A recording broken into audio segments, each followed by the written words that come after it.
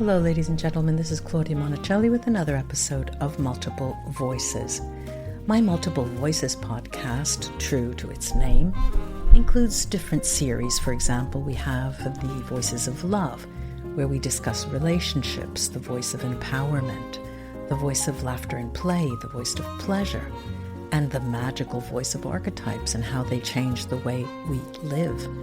But we also have the voice of memory that includes everything from history to discussions of past life regression. There's also writing voices, where we interview both seasoned writers and authors who have just started getting their feet wet with writing, and we learn what can work for you as potential writers. Our series called Voice of the Spirit discusses different forms of spirituality and religion. And then Channeling Voices is a series that covers what happens when you channel, but is also extended to mediumship. Take a moment to review this podcast if you've enjoyed listening, and leave a hearty 5 stars. I'd appreciate it. Enjoy your listening. Hey, ladies and gentlemen, it's me again, and I'm here with a woman after my own heart, Nicole Guillaume. Say hello, Nicole, to our audience. Hi, everyone. Nicole is in the United States, currently in Ohio. And why I'm so pleased to have her with us today is that she's a psychic, she's a light worker, and she's a spiritual mentor. So that means, if I'm right, Nicole, you mentor people, you take them under your wing to teach them how to become psychic and how to use their psychic abilities, right? Absolutely, yeah. I help people to tap into the gifts that they already have. Yeah. Sometimes they know they have them, sometimes they don't. And I start working with people wherever they are in their journey. And so I just help them to tap into their inner wisdom and bring those gifts out. And it's a magical experience for everyone, including me. It's like an honor to be a part of it. It is always magical. I mean, when we're channeling and when we're acting as mediums, all of a sudden information comes out that, we couldn't possibly know on our own. Right. And the hair just stands on my arm. I can see it raising.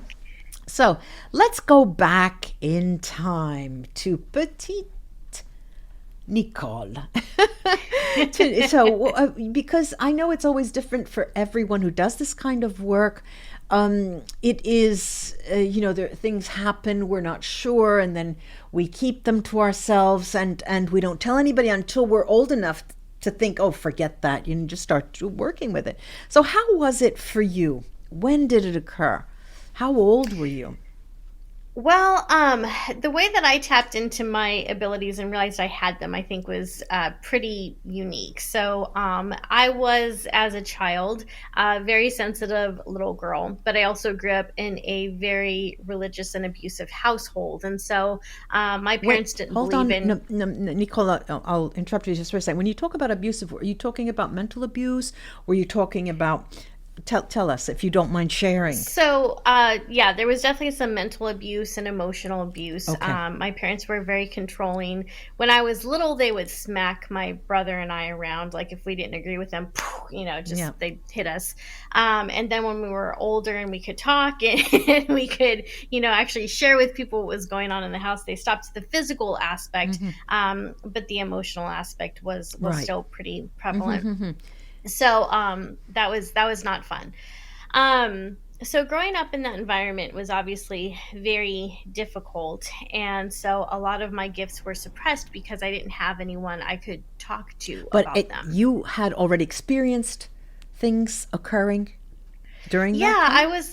I was able to sense, I didn't know what clairsentience was at the time, but I could very much feel. So clairsentience is feeling, right? Right. Yeah. Clairsentient is when you're able to feel what's around you. And so I could sense the presence of, just different beings in my room. I didn't know who they were most of the time. Sometimes I could sense if it was a more loving spirit or maybe a more neutral or not exactly nice spirit. Yeah, not friendly. Yeah. Right, yeah. Thankfully, there weren't too many of those, but they did show up once in a while. And so that was just something I think I started to just kind of suppress and block out because it didn't seem useful. I didn't understand what was going on. and just went about my life as I grew up. And so the way that my psychic abilities really started to brighten up for me was actually when I was in my early 30s. I had decided to decorate my home for Halloween, and I wanted to do a seance scene inspired by... Isn't Halloween the best? You can come out of the closet. It absolutely is. Yeah, I know. We can get involved with our real witchy psychic self. Yeah. So I wanted to make a seance scene that was inspired by the seance scene in Disneyland's The Haunted Mansion. Mm-hmm. So I was like, all right, I need to get some tarot cards. So I went online and started looking up different tarot cards. And I found a tarot set that I really loved, but it was $30 and I didn't want to pay that much for a tarot. What was the name of the deck? Do you remember? It's no longer in print, but it was called the Wizard's Tarot. Mm-hmm. And there's several different Wizard's Tarot out now, but it's not the same one. So this one's no longer in print. Yeah.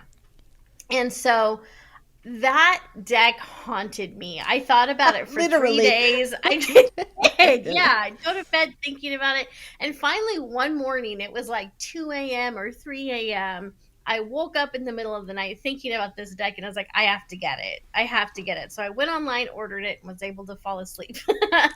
So when the deck came in, I held those cards in my hands, looking through the images, and I was just like, this is too beautiful to use for decorations. Mm-hmm. So I decided that I was going to learn how to read them. So I bought different books. I took some online courses. I practiced with friends, and my abilities just completely blew up. Like mm-hmm. they just got mm-hmm. in a very short amount of time. And it was shortly after, probably. Nicole, when you say a short amount of time, give us a time frame. So because a lot of people out there listening, 2 to 3 months. Read. Yeah, it was probably 2 to 3 months. Very where it just short. Like really was very short. Yeah. And it's not like I was trying to open up those abilities. I was just working with tarot. I was fascinated by these cards. So, I started doing readings for people, and then I opened up like a little side business where, I was charging, I think, only $5 at the time for tarot readings. And spirits started to come through.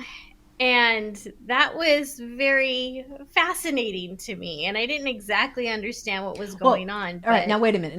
Let's put a little more detail into the description, because, all right, you have a tarot deck. I've got about 150 in my home.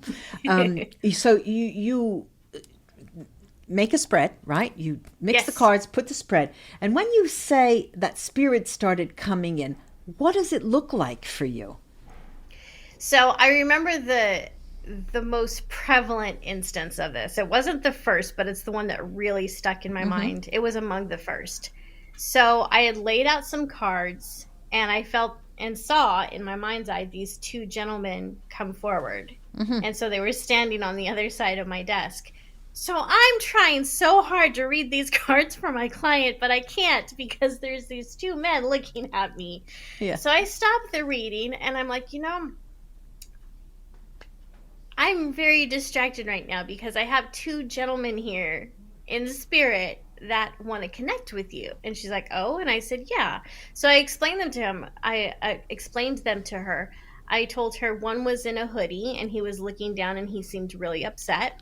And the other, this blonde haired guy, seemed kind of, built like he was athletic, had his arm over the man that was wearing a hoodie and was telling him, it's okay. Don't worry about it. Everyone's fine. So my client was like, oh, I know exactly who that is. Turned out these were two of her college buddies that had died in a horrendous car accident. Mm-hmm. And the one that was crying, that was wearing the hoodie, was the one responsible for it. Uh-huh. And the athletic one was the one that was, that was comforting him, was the passenger in that car. And so we were able to have like a spirit communication, which was surprising to both of us because tell me, Nicole, she had ordered a tarot reading. You weren't, this was not only on a $5 dime, was it? It was actually, yeah, because that was at the very beginning of all of this. So It was on a $5 budget. Yeah. Okay, so that's the first, all right? Now, of course, this was surprising both to you and for the client. How did you react? Not to what had occurred. What was the first thing you did? Well, I'm going to do this for other people because it's so easy, because I can do it. How can I go about it? First, let me try with my friends. What were your first thoughts about that? I just thought it was a fluke. Like, I was just like, I can't believe that happened. And so I just kind of put it to the side as like a really cool once in a lifetime experience. Like, I didn't think it would happen again. I did not think it would happen again. When that door's open, people come in, they just walk That's in. Exactly right. Yeah. So then the next day, someone's dad came through. And so it started with another client. With another client, right. And so it Tell was me when you really raised the prices. How many clients after? It probably would have taken, I think it was about a year later, actually, because that's when it felt more consistent and natural. I had also spoken to a couple of friends at that point who were mediums, and they were telling me, you're a medium, and I'm like, you're crazy. So yeah, that's the way it works. Right. And I think that I had a really hard time believing that I was a medium for two reasons. One, because of how I grew up. And second, because you always hear these stories of people who have been able to talk to spirits since they were little tots. And that wasn't my experience. I know. But, and the problem with this, and I'll, say this for our audience as well, is that there are very few people to talk to about this, colleagues. And so when I saw, when I found you and I thought, oh, I'm going to jump on her. She's coming to my place and she's going to explain, so my clients, my audience, everyone who is listening will understand as well. Even though, Nicole, I understand it's a little different for everyone, but the fact remains that a medium is one who communicates with those who have passed, and they relay messages, right? Yes. Now, we're up to the year mark, right? And you started thinking about doing this on a regular basis, right? Because there was a certain amount of reliability. You knew that they were coming in each time, right? Yes. Yeah. What happened then, for example, and this is why I'm asking, did it happen that people would read that you offered services of mediumship, purchase the service, and then come to you and say, look, I want to talk to my dad. I want to talk to my sister who passed. How did that develop? That's a good question. So, I did end up mentioning after a year that I do mediumship readings. And once I started talking about that more and talking about my experiences with just talking to different spirits, it's like people were like, tarot, why would I want to go to you for tarot when I can talk to my deceased loved one? And so people very much jumped on the opportunity to have those sessions with me. What's interesting is once I shifted, and you can let me know if this has been your experience too.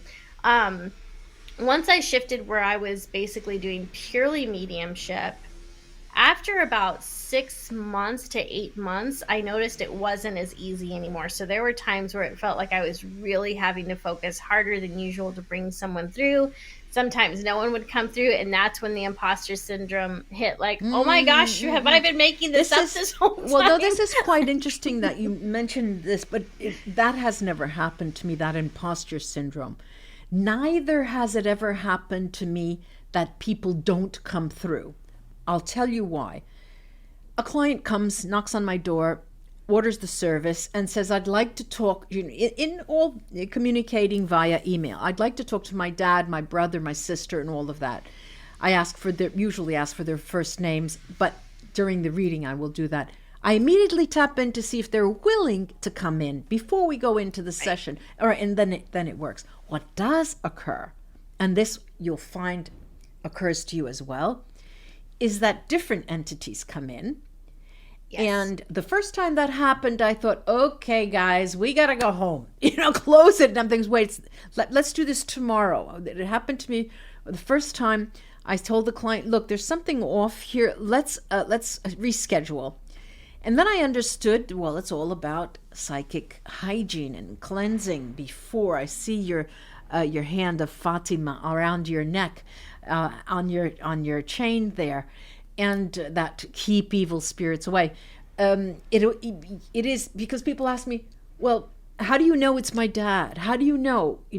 And okay, I can't put it in writing. I can't, give you the seal of approval. Come in for the reading and you'll see for yourself, Right. So that isn't, I didn't have this syndrome, that imposter syndrome, but I can say, Nicole, that sometimes, and I do this live on my YouTube channel, sometimes the person says such odd things that you wonder is that what they said? Did they really say that? I mean, what should I do? Should I tell the person or what, And yeah, that has happened. What is your experience about the relaying process?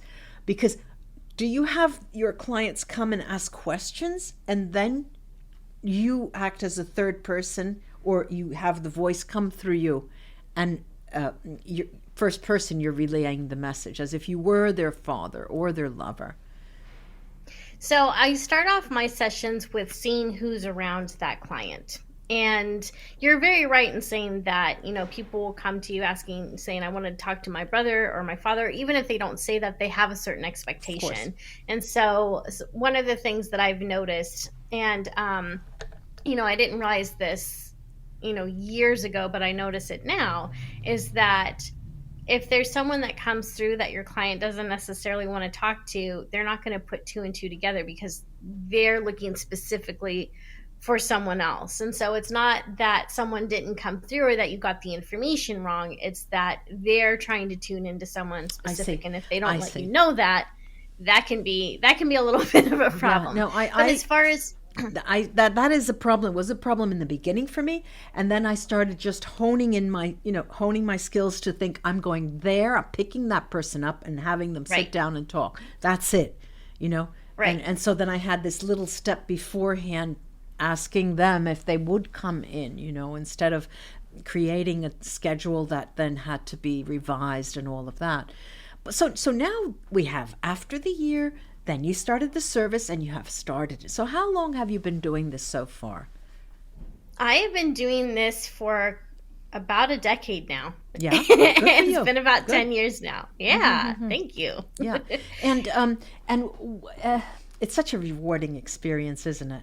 It is. It really is. Yes, absolutely. The only really bad part of this is that you can't exchange. There are not many people who do it. So, I mean, I just can't say to somebody, hey, did you feel the other day, did that happen to you too? Or what? I just can't do that.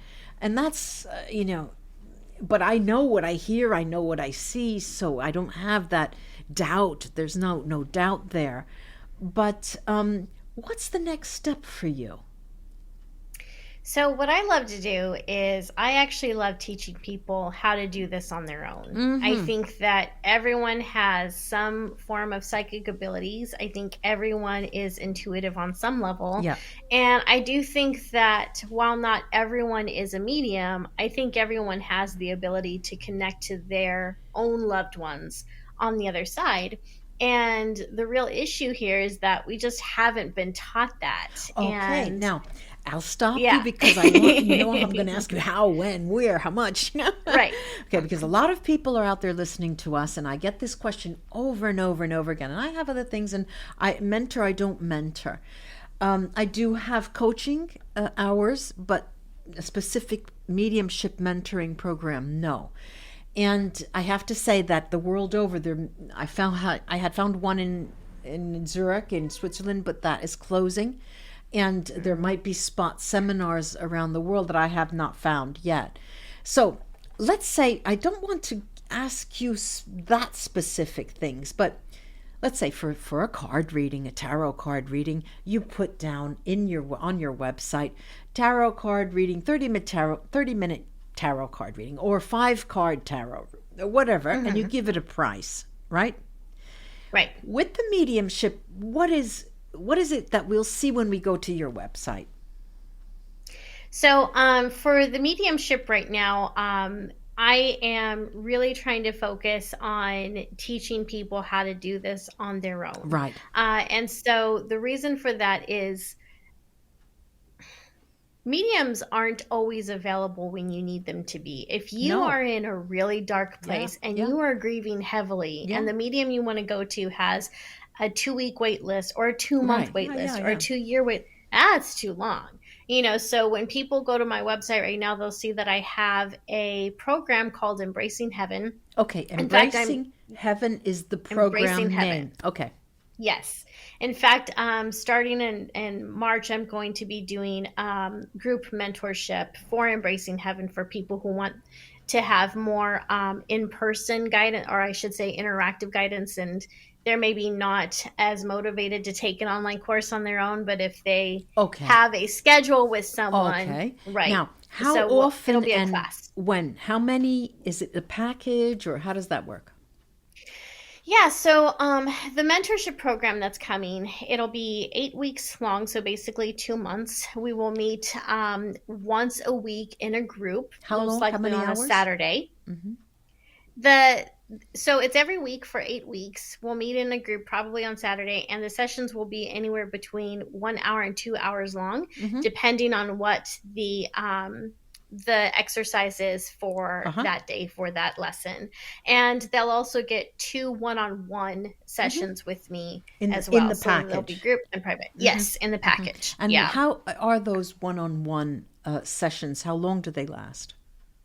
Those are about an hour. They're anywhere between 45 minutes to an hour, depending on what happens. Because what's fun about those is we'll set them up and we'll think that we're going to help that person work on their clairs or work through some type of question they have on their clairs. And a lot of times, when you say on their clairs, the clairaudience, clairvoyance, all of those clairs. Yes. But a lot of times their loved ones are right there during the session talking to both of us. And so it turns into a mediumship session a lot of times, which is actually a lot of fun. But you never know what's going to happen when you walk into these sessions, because you don't know where that person is until you tune into them. And they may not always understand what's happening with them, especially if they're still very heavy in their grief. So there might be some healing that needs to take place before they're able to open up a little bit more to receive that that information from spirit. So excuse me. So that's the big thing that I'm pushing right now is the Embracing Heaven, because it's very heavy on my heart to teach people how to do this. It's something, it's a calling. You know, it does come. You wouldn't do it if you didn't feel the need to do it, obviously. Right. Yeah. There was also oh man. She's laughing. So I had this experience. Yes, I am. I had There this goes experience. the stories. Right. Absolutely. I had this experience a few months ago where I saw a very famous medium. I will not mention this medium's name because we don't need to go there. You went face to face with this person? You yourself went It there? was an online, it was one of those online events. You gotta get a drink of water. Oh, and you went to their event. I went to their event because I love watching other mediums and psychics perform. Right. I like to see their process. I like to see how they relay messages. I like to just bask in their aura like it's magic. I love it. So I went to see this very well-known medium who's been doing this for 30 years. This person's written some New York best-selling books and had his own show for a while. So we know it's a man. You said his. You know it's a man. Yeah, I know it's a man. Yeah. And I went to his online event just really expecting to be wowed. I kid you not, he had more misses than hits. And my jaw dropped. Well, wait. Now, misses and hits. So misses is when they don't get something right, and hits is when they get something right. But in relation to who? To people asking in person or online? All right, give me an example. Can you give us an example? Okay, so there was a woman who he claims he tapped into, and he says, I've got your mom here. And she's like, really? You have my mom? That's great.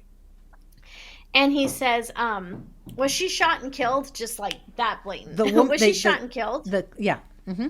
Yeah. And so the woman was taken back, and she's like, no, it was nothing like that. And he's like, okay, well, who was it that was shot? And she's like, I don't have anyone that was shot.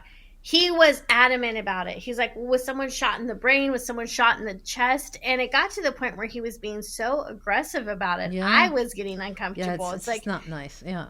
No. And it's like, even if someone had passed in that form, and she's telling you no, you need to respect that and back off. Of course. There's another thing to be said. Remember, you asked me, I don't know if this happens to you, but sometimes the person doesn't come in, the spirit doesn't come in. And I started talking about negative energy coming in. Another thing that happens, that happened at least 3 times since I started doing mediumship live on my channel, my guides stopped me from doing it a month, 2 months, 3 months. Because of the sensationalism of it. It's not about sensationalism. It's about helping people. It's about something else. So I stayed away, and then came, because what I find is people write to me, can you channel so-and-so, and so is so. He disappeared mysteriously, or this movie star and that movie star. And what I will find always is that they're earthbound. They died, they haven't crossed. And so that seems to be a specialty of mine, and I, crossed them over. But in terms of what you're saying, an event, I can't face something like that, nor can I be part of it to watch. But like you say, you're curious, you want to see how they were. Yeah, it's interesting. It was heartbreaking for me, honestly. And it was heartbreaking for me because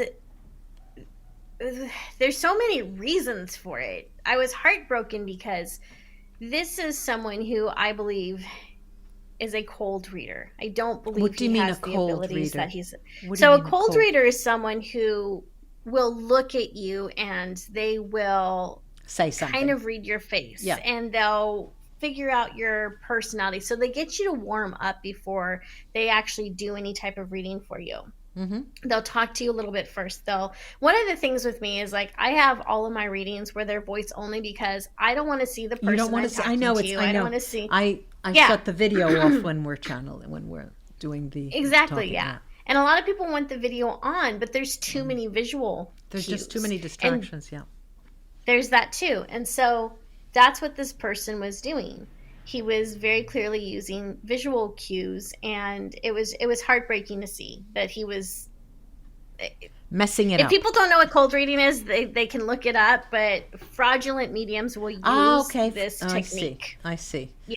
Mm-hmm. So, and the problem is that, mediums get ridiculed for prospering off of people's grief. Yeah, we're constantly being told that we're fraud. We get a bad name. Yeah. And the reality is that we have to charge for our services so we can have a livable income, so we can continue to do this work. That's why we have to put a price to it. Right. And then you have people like the gentleman whose name I will not mention, who is taking advantage of people and charging a phenomenal amount of money for it. So these people are showing up to connect with their loved ones, and what they're getting is a show. Mm-hmm. And it was so disappointing for me too, because this guy was one of my heroes. I had read his books. A myth has died. I believed in him. Mm-mm. Yeah, exactly. But let's go back to you. Let's go back to you, Nicole. Because one of the topics you mentioned that you would be willing to talk about is psychic development, and I imagine that the psychic development has been discussed already.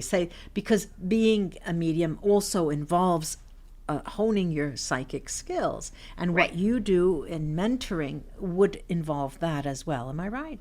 Sure. Yes. Okay. Now, there's another question you mentioned about highly sensitive persons. How can you be a highly sensitive person without losing your mind? You have the floor. We all want to know. All right. So for people who are a highly sensitive person, you might find that you are overstimulated or really agitated by specific sounds, by very loud music, like lawnmowers, and that sort of noise can really kind of set me off. And so one of the things that I've learned to do as an HSP, and especially as a psychic HSP, is to first of all realize it's a gift. It's a gift. It's not a curse. It is a gift, because the more sensitive you are actually to outside occurrences, that just means you have really a larger awareness. Yeah. You have more awareness of your surroundings than other people do. Yeah. And that's actually really cool, because that means that you most likely have a better awareness of the spirit world and angels and guides. Sure. And if you're able to really just kind of tune into that, instead of the reality that's kind of triggering you, that can be so helpful and so healing. So that's what I've learned to do, is I've learned to, when I'm feeling really kind of triggered or agitated, I'll like tune into that one angel and be like, all right, help me out. There you go.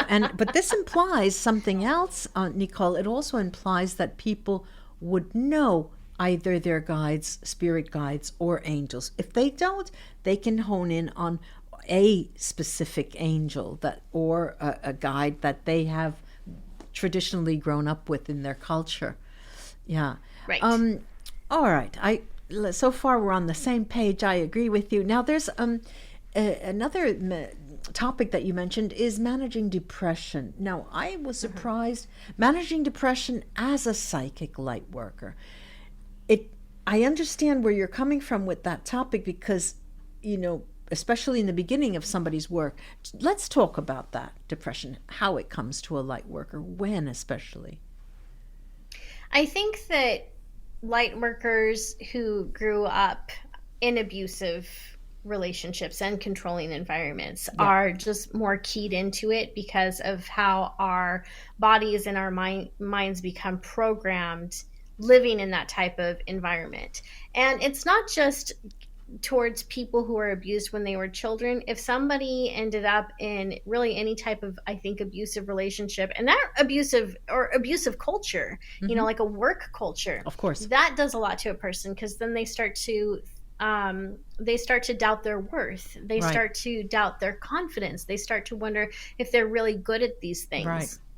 They start to question if they're a good wife or whatever it is. And so that can really do a number on a person. So I believe that depression a lot of times is trauma that we haven't been able to release fully. And I also believe that it can be a symptom of being in an environment that is not conducive for our own growth. And a lot of times it's unfortunate. People will end up in situations that are unfair to them, and they're trapped for whatever reason. What do you mean situations unfair to them? What? So by that, it could be that, for example, like right now, the world is kind of obsessed with narcissists, right? We hear a lot of talk about COVID. Narcissists. And COVID, that's true. But narcissists tend to have this very charming demeanor about them. They're very likable. They've got these big dreams. They can seem like wonderful people. And so, when they go out and they date, they can put on the charm and make someone feel really seen, really valued. And they think, oh my gosh, I met this wonderful person. And so then they end up getting married. And within a few months, the mask comes off and you realize who it is that you really got. And maybe you're trapped in that situation for financial reasons, for social reasons, or your mom's putting a lot of pressure on you to have babies, or you have kids. You're stuck with that person, and it's unfair because it's not what you signed up for. It's unfair because this person tricked you. And even intuitive people, fall for this. I've known very psychic people who fell, and myself included, fall for someone who was a narcissist. And I think Yeah. a lot of times inside you're getting a little red flag, but because they're putting on this wonderful show, you start to think, oh, I can't be tuning into this, right? This person's too nice. And so when people find themselves in that type of situation where their dreams have been shattered or someone has been pulling the wool over their eyes that they've been used, and it really messes with their sense of self, that's when someone can get very depressed. And I think that when you start to question your own self-worth, or you start to feel trapped or whatever it is, it can really kind of mess with your ability to, well, not your psychic ability so much, because you still have those, but you start to, you don't trust them as much anymore. You don't have a lot of faith and confidence in them anymore, because it's like, well, I was wrong about all this stuff. Why wouldn't I be wrong about this? Let me throw out an idea here for you, because you started with the $5 tarot reading, and then got up, and now you're in a group situation where you're mentoring people who want to learn, and that's a lot of responsibility. It's a lot of responsibility because you're responsible for the way people develop. You stimulate them. It's not that you can always speak to someone, you never know how they take what you're saying, but it is a certain amount of responsibility when you interact with somebody. I like to ask someone, when they tell me about the development of their profession, where do you see yourself next after the coaching? I'll give you a couple of ideas, all right? Do you imagine that you would pick, say, 3 or 4 extremely sensitive, I became part of a group here locally in Italy, because we do concentrated crushing of negative entities when it gets really bad for us, and we meet every 3 months, right? So do you see yourself I don't know, creating some form of powwow with powerful people powwow or something? Do you imagine that people usually have the idea of, okay, I'll write a book. That I don't mean that. I mean in your profession. What is there something that you would like to try, that you think that you would be capable of doing, that you've always wanted to do? Do you have any ideas on that? It's funny that you mentioned your group of people that you meet up with, because a friend of mine and I have been talking about possibly putting together, a conference of some sort. Mm-hmm. So we would like to hold a weekend conference and have other spiritual teachers on different topics come in and teach different things at these conferences and seminars. And so we would like this to be something that we do 2 to 3 times a year. And hold it at like a nice resort. Yeah. So in person, you're going to be adventuresome and try to hold it in person. I mean, that's a taboo here in this side of the world in Europe. Planning anything in person is almost impossible today with what's going on. It is difficult. It definitely has its challenges. And because of just the way that the world is right now, international travel is kind of out of question. Even right local now. travel. I mean, there's been so many delays and cancellations, but that's interesting. That's interesting. So we can count on finding information about this, right? You're going to send me information when that happens. Will you have a section on people who can come in online as well, watch online? Web? I don't know if we'll have the capacity to do the webinar thing, because there's still the whole thing of we would have to find the venue, and we would have to there's just a lot to figure out still. So we're still just in the future. That's brainstorming. In the future. Yeah, that's in embryonic the phase. So. All right. Wow, thank you so much. And I have here a number of Instagram, Facebook, and all of that, YouTube, where they can find you, people, or the audience can find you looking for the name Guiding Echoes. Guiding Echoes. All right. And I will write this at the bottom of the episode, in the episode description. Nicole, thank you so much for coming and telling us all your secrets and ideas and your dreams for the future. I hope to have you back on in the future after you have other ideas, or after you've done the conference, and maybe you can share with us some things that occurred. Thanks again, Nicole. Absolutely. Thank you. Bye-bye.